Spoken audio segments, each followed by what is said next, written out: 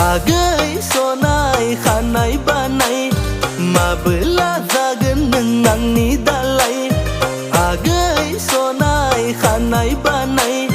माबोला जागोन नों आंनि दालाय दुम दुम होननायजों दोनखारलांगोन नोंखौ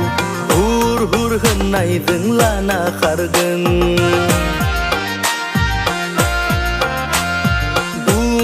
होननायजों दोनखारलांगोन नोंखौ हुर हुर होननायजों लाना खारगोन